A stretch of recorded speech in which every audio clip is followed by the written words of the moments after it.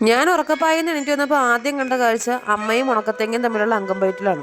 ഞാൻ വന്ന് ഇരിക്കുന്ന കണ്ടപ്പോഴേ അമ്മ അച്ഛനോട് പറഞ്ഞു, ഇനിയിപ്പോ തേങ്ങ ആട്ടാൻ മില്ലി കൊടുക്കേണ്ട ആവശ്യമില്ല, നിങ്ങളുടെ മോള് ഇതേ മെഷീൻ ഓണാക്കി വന്ന് ഇരിപ്പുണ്ടെന്ന്. അമ്മ അരിഞ്ഞിട്ട് 5-6 കൊപ്ര ഞാൻ തിന്നാനെടുത്ത്. അതിനാണ് ഇത് കാണുമ്പോൾ നിങ്ങൾ വിചാരിക്കും എന്റെ ഇല്ലത്ത് രാവിലെ പാൽക്കഞ്ഞിയും പാൽപ്പായസവും ഒക്കെ ആയിരിക്കുന്നല്ലേ. എന്നാൽ ഇത് പാൽപ്പായസത്തിനും പഞ്ചാമൃതത്തിനൊന്നും അല്ല. ഇത് നല്ല ബ്രഹ്മസലി ഉപ്പുമാവാണ്. തേങ്ങയും സവാളയും ഒക്കെ ഇട്ട് ഉണ്ടാക്കിയെടുക്കുന്ന സേമിയ ഉപ്പുമാവ്. നൂഡിൽസ് വേണമെന്നും പറഞ്ഞ് പിള്ളേര് നെഞ്ചു തെളിച്ച് കരയുമ്പോൾ ഉണ്ടാക്കാൻ പറ്റിയ ഐറ്റം. പിള്ളേരെ പറ്റിക്കൽ എനിക്കൊരു വീക്ക്നെസ് ആയതുകൊണ്ട് ഞാൻ ഇടയ്ക്കിടയ്ക്ക് ഇങ്ങനെയുള്ള സംഭവങ്ങളൊക്കെ തട്ടിക്കൂട്ടാറുണ്ട്. അമ്മ ഉണക്കക്കൊഞ്ച് ഉണക്കാനിടുന്നത് പോലെ ഉണക്കത്തേങ്ങയും കൊണ്ട് ഇറങ്ങിയിട്ടുണ്ട് രാവിലെ കാക്കയും പൂച്ചയൊക്കെ മെനക്കെടുത്താൻ. ഇത്രയും തേങ്ങ അരിഞ്ഞ് വെയിലത്തിട്ടിട്ട് അതിന്റെ മണ്ടയ്ക്ക് ഒരു നെറ്റും പിടിച്ചിടും. പാവം കാക്കകൾ തേങ്ങ കിട്ടാതെ ചമ്മിപ്പോവും. എനിക്കമ്മ ആദ്യമേ വാണിംഗ് തന്നു, തേങ്ങയെ തൊട്ട വായിലെ പല്ലടിച്ച് കളക്കുന്നു. വെയിലത്ത് ചെന്നപ്പോ കറുത്തു എന്നും പറഞ്ഞ് ദേ ഫേസ് പാക്ക് ഇട്ടുകൊണ്ടിരുന്ന് കപ്പ അരിയുന്നു. കപ്പയുടെ കൂടെ മീനില്ലേന്നാണ് ചോദ്യമെങ്കിൽ ദേ അടുപ്പത്തിരുന്ന് തിളക്കണ കണ്ട നല്ല മീൻകറി. അങ്ങനെ കപ്പയും മീൻകറിയൊക്കെ സെറ്റാക്കി വെച്ചിട്ട് ഉച്ചയ്ക്ക് ശേഷം ഞങ്ങൾ കടയ്ക്കൽ തിരുവാതിര മഹോത്സവം കാണാൻ വേണ്ടി പോയി. ഇപ്പൊ എവിടെ നോക്കിയാലും ഉത്സവങ്ങളുടെ പെരുമഴയാണ്. മഴയെന്ന് കേട്ടപ്പോഴേ അമ്മ പറയാം, എന്നാ പിന്നെ കുടയും കൂടെ എടുക്കാമല്ലേ എന്ന്. പുട്ടിയെ അടിച്ച് മേക്കപ്പും ചെയ്ത് ഇറങ്ങിക്കഴിഞ്ഞാൽ പുറത്ത് നിന്നൊരു ഫോട്ടോഷൂട്ട് എനിക്ക് നിർബന്ധമാണ്. സ്ഥിരമായി പുറത്തു പോകുന്നത് അച്ഛനായതുകൊണ്ട് ശീതൂട്ടി അച്ഛൻ്റെ തോളിൽ കയറി ഇരിപ്പുണ്ട് ടാറ്റ പോവാൻ. യവനാ പൂവിനെ മണപ്പിച്ച് അതിനുള്ളിലുള്ള വണ്ടിനെ എല്ലാം മൂക്കിനകത്ത് ഫ്ലാറ്റ് കെട്ടി താമസിപ്പിക്കാൻ സമ്മതിക്കുമെന്നാണ് തോന്നുന്നത്. എന്റെ ഫോട്ടോഷൂട്ട് കണ്ട് മടുത്തിട്ടാണോ എന്ന് അറിയാൻ വയ്യ, ശീതൂട്ടി അങ്ങോട്ടും ഇങ്ങോട്ടും ചാടി കളിക്കുന്നുണ്ട്. ഞങ്ങളുടെ ഓട്ടോറിക്ഷ അവന്റെ അവകാശങ്ങൾ നേടിയെടുക്കുന്നതിന് വേണ്ടിയിട്ട് വർക്ക്ഷോപ്പിലാണ്. മനസ്സിലായില്ലേ കട്ടപ്പുറത്തായെന്ന്. എന്നാ പിന്നെ പുറത്തുനിന്നൊരു ഓട്ടോ വിളിച്ച് പോവാന്ന് വിചാരിച്ചു. ഓട്ടോറിക്ഷ ഓടി തുടങ്ങിയപ്പോഴേ ഭയങ്കര കുലുക്കും. ഞാൻ വിചാരിച്ച എല്ലാം കൂടെ പൊളിഞ്ഞ് തലയിൽ കൂടെ വീഴുമായിരിക്കുന്നു. പുറത്തേക്ക് കൈയിട്ട് വീഡിയോ എടുത്തോണ്ടിരുന്നപ്പോഴാണ് അമ്മ പറയുന്നത് മിക്കവാറും ഫോൺ വല്ല കുരങ്ങന്റെ കൈയിരിക്കുന്നു. കുരങ്ങൻ എന്റെ ഫോണിന്റെ പാസ്വേഡ് അറിയാത്തോണ്ട് ഞാൻ വിചാരിച്ചു ഇനി പിന്നെ വീഡിയോ എടുക്കാന്ന്. അവിടെ നിന്ന് ആദ്യം പോയത് ATMിലേക്കായിരുന്നു. മിഷീനിൽ കാർഡിട്ട് അങ്ങോട്ടും ഇങ്ങോട്ടും 2 കുത്ത്. ഉത്സവം കാണാൻ പോകാൻ വേണ്ടിട്ട് കെട്ടിയോനിട്ട 2000 രൂപ എടുക്കാനുള്ള കുത്തലാണ് ഈ കണ്ടത്. 2000 രൂപ ചോദിച്ചപ്പോൾ കൂടുതൽ 1 രൂപയും തന്നില്ല. വൃത്തികെട്ട ATM. വല്ല അൾഷിമേഴ്സും പിടിച്ച ATM ഉണ്ടായിരുന്നെങ്കിൽ അവിടെ പോയി എടുക്കായിരുന്നു. അമ്പലത്തിൽ പോകുന്ന വഴിയെല്ലാം തിരക്കാണെന്ന് പറഞ്ഞ് ഓട്ടോ ചേട്ടൻ നല്ല അന്തസ്സായിട്ട് 1.5 കിലോമീറ്റർ ഇപ്പുറത്ത് കൊണ്ടു നിർത്തി. പിന്നെ ഏകദേശം 1 മണിക്കൂറോളം വഴിയിലെ കാഴ്ചകളും കണ്ടു നടന്നു. ആദ്യം കാഴ്ചകളൊക്കെ കണ്ടു നടക്കാൻ ഭയങ്കര രസമായിരുന്നു. നടന്ന് കാലിൽ ചിരട്ട തേഞ്ഞിട്ടും അമ്പലം എത്താറായപ്പോഴാണ് ഓർത്തത് ഇതൊരു വല്ലാത്ത നടപ്പായി പോയെന്ന്. നടന്ന് ക്ഷീണിച്ചപ്പോഴെല്ലാം ഞാൻ ആ ഓട്ടോ ചേട്ടനെ വല്ലാണ്ട് അങ്ങ് സ്മരിച്ചു പോയി മനസ്സിൽ. അങ്ങനെ നടന്ന് ഇനി നടക്കാൻ വയ്യേന്നും പറഞ്ഞ് നൂന്ന് നോക്കിയപ്പോൾ ദേ ഇരിക്കുന്ന അമ്പലം. ഇതൊക്കെയാണ് അമ്പലത്തിലെ പ്രധാന കാഴ്ചകൾ. അങ്ങനെ തേര് കൊണ്ടുപോകുന്നതും കണ്ട് കുറച്ചു നേരം അവിടേക്ക് ഇരുന്നതിന് ശേഷം പിന്നെയും നടത്തി ആരംഭിച്ചു. ഒരു മൊട്ടുസൂചി എടുത്തിട്ട് താഴെ പോവില്ല, അതുപോലെ ആളും തിരക്കുമായിരുന്നു. ഇതുപോലുള്ള സാഹചര്യത്തിലാണ് സ്വരാജേട്ടന്റെ കണ്ണും കണ്ടൂടെ ചെവിയും കണ്ടൂടെ ഇത് ഏത് ജില്ല എന്നുള്ള ഡയലോഗ് ഓർമ്മ വരുന്നത്. അങ്ങനെ നടന്ന് ക്ഷീണിച്ച് ഒരു ഐസ്ക്രീം കടക്കാരന്റെ മുന്നിൽ എത്തപ്പെട്ടു. അങ്ങനെ ആദ്യം തന്നെ ഐസ്ക്രീം മേടിച്ച് പിള്ളേർക്കും അമ്മയ്ക്കും കൊടുത്ത് അവരെ ഹാപ്പിയാക്കി. ഈ ഉത്സവത്തിന് എവിടെ നോക്കിയാലും ആകാശത്ത് ആടിക്കളിക്കുന്ന ഇതുപോലുള്ള കുറേയേറെ ബൊമ്മകളായിരുന്നു.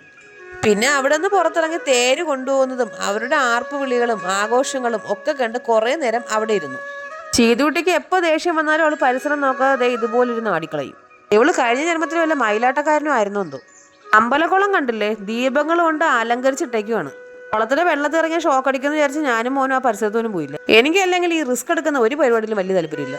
അങ്ങനെ അവിടെ നിന്ന് നടന്ന് മുന്നോട്ട് വന്നപ്പോൾ ദേ ഇരിക്കുന്ന പണ്ടത്തെ രാജാക്കന്മാർ ഇടുമ്പോഴത്തുള്ള കുറേ മോതിരങ്ങൾ.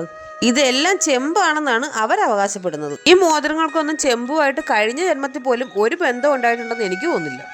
അവിടെ നിന്ന് നടന്ന് മുന്നോട്ട് വന്നപ്പോൾ ദേ ഇരിക്കുന്ന ലൈറ്റ് എത്തുന്ന കുറേ ബലൂണുകൾ. ഇതൊക്കെ മേടിച്ചോണ്ട് വീട്ടിൽ പോയാൽ ഇനി അതിന്റെ കറണ്ട് ബില്ലും കൂടെ അടയ്ക്കാൻ വയ്യെന്ന് അമ്മ. അപ്പൊ ഇത്ര നേരം അവര് കത്തിച്ച് കളിച്ചെന്റെ കറണ്ട് ബില്ല് ആരടയ്ക്കുമെന്ന് അച്ഛൻ. അവിടെ നിന്ന് മുന്നോട്ട് വന്നപ്പോൾ ദേ ഇരിക്കുന്ന ക്യാബേജും ക്യാരറ്റും സവാള എന്ന് വേണ്ട സകലമാന സാധനങ്ങളും വെട്ടി അരിഞ്ഞിട്ട കടല. അതിന്റെ അപ്പുറത്തൊരു ചേട്ടൻ വിൽക്കാൻ വെച്ചിരുന്ന ഉണക്കമുന്തിരി എടുത്ത് കഴിച്ചു നോക്കിയിട്ട് അമ്മ പറയാ കയ്പാന്ന്. അതുവല്ല ആട്ടും കാട്ടും ഉണക്കിയതായിരിക്കും അച്ഛൻ. അമ്പലത്തിലെ ഫ്രണ്ടിലെ ആർച്ചിലെ ലൈറ്റ് കത്തുന്ന കണ്ടിട്ട് ശരിക്കും പറഞ്ഞ വന്ന വഴി വരെ മറന്നുപോയി. കുറച്ചു നേരത്തേക്ക് കണ്ണളക്കി താഴെ പോയെന്ന് തോന്നി. അതുപോലെ കറക്കുമായിരുന്നു. ദേ ഇരിക്കുന്ന പച്ച കളറിൽ മുങ്ങിയ പച്ചക്കടല. ഇനി കുറച്ചു നേരം കൂടെ അവിടെ ഇരുന്ന് വീഡിയോ എടുത്ത് ചിലപ്പോൾ ചേട്ടൻ പിടിച്ച് ഫിറ്റിയിൽ ഒട്ടിച്ചു വെക്കും. കളറിൽ മുങ്ങിയ കടലകളും അലുവകളും എന്ന് പറഞ്ഞപ്പോഴേ ചേട്ടൻ കാലകേന്റെ ഒരു നോട്ടം എന്നെ നോക്കിയതാണ്. മുളകുകൾ കൂട്ടത്തോടെ തൂങ്ങി ആടുന്ന് കണ്ടിട്ട് 2 മുളക് ബജി കഴിക്കാന്ന് പറഞ്ഞ് പോയതാണ്. അവിടുത്തെ തിരക്ക് കാരണം മുളക് ബജി ആയിട്ട് മുളകിന്റെ കുരു പോലും കിട്ടിയില്ല. അടുത്ത സെക്ഷൻ കപ്പുകളായിരുന്നു. 4 എണ്ണം 100 രൂപ. എൻ്റെ വീട്ടിലെ പോരാളിയായ അമ്മ പുതിയതെല്ലാം സോക്കേഴ്സ് വെച്ച് പൂട്ടുന്നതുകൊണ്ട് ഞാൻ മേടിച്ചില്ല. എല്ലാ അമ്മമാരുടെ സ്ഥിരം പരിപാടിയാണ്, പുതിയൊന്നും തരൂല. സാധാരണ ഇവിടെയൊന്നും കണ്ടിട്ടില്ലാത്തൊരു ഐറ്റം വന്നിട്ടുണ്ട്, പാവുബജി. ഇതിന്റെ പേര് അത് തന്നെയാണെന്ന് എനിക്ക് വലിയ ഉറപ്പൊന്നുമില്ല കേട്ടോ. അടുത്ത് നോക്കിയപ്പോൾ ദേ ഇരിക്കുന്ന വറുത്തതും പൊരിച്ചുമായിട്ടുള്ള കുറേ കപ്പലണ്ടികൾ. വീഡിയോ എടുത്തുകൊണ്ടിരുന്നപ്പോഴാണ് കണ്ടത് കപ്പലണ്ടിയുടെ മുകളിൽ കുത്തമ്പിനാറ് പോലെ എന്തോ കുത്തി വെച്ചേക്കുന്നു. അങ്ങനെ ആ ചേട്ടനോട് ചോദിച്ചപ്പോഴാണ് പറഞ്ഞത് ഉരുളക്കിഴങ്ങിൽ ഉണ്ടാക്കുന്ന എന്തോ സംഭവമാണെന്ന്. പുതിയത് ട്രൈ ചെയ്യാൻ ഒരു മടിയായതുകൊണ്ട് നേരെ പഴയതിലേക്ക് പോയി, പാനിപൂരി. പാനിപൂരി ചോദിച്ചപ്പോൾ അതിൻ്റെ മുകളിൽ മിച്ചർ ഇട്ട് തരാതെ ചേട്ടൻ പറ്റിച്ചു കളഞ്ഞു.